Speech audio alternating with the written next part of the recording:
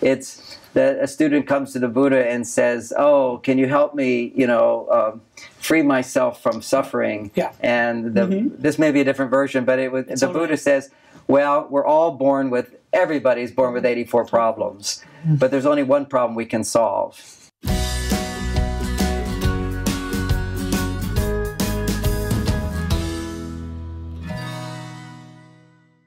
So people are looking for lots of things in life and love. They're looking for the right person. They're looking for a house. They're looking for a car. They're looking for all these things. But I think they're really looking for something beyond being content. They're looking for happiness, aren't they? Isn't that how it... I think so. I mean, Aristotle and Socrates, this was something that they talked about, that there's a human drive for happiness. Where we get stuck is that we are misguided about what we think will make us happy, right? So we think buying the house is going to make us happy, getting the promotion, losing 20 pounds, whatever. And research shows that many of those things may give us a spike in happiness, but that the true foundation to have what you would yourself rate a really happy life is largely about meaning, having meaningful relationships.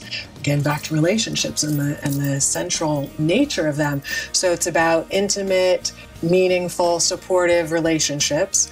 It's about meaning in your work, meaning in how you're contributing to the world or your family, but having a clear connection to meaning. And then feeling well daily. So what is your physical experience on a day-to-day basis? Finding meaning brings happiness. Happiness is about feeling comfortable with yourself, being able to have a range of feelings, happiness, joy, anger, confusion, sadness, fear, rage, but that whatever the feeling is that you're having, that you are okay with that, and that you don't judge yourself for it, and that is one of the foundations of being able to be happy.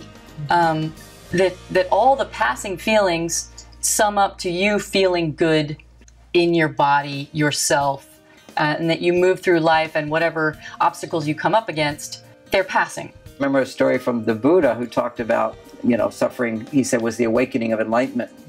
First stage of enlightenment was awareness, as we keep talking about, is you start to suffer. You say, my life is mediocre. My life isn't working. I'm not going to accept this anymore. That's the beginning of personal growth. And you feel that suffering.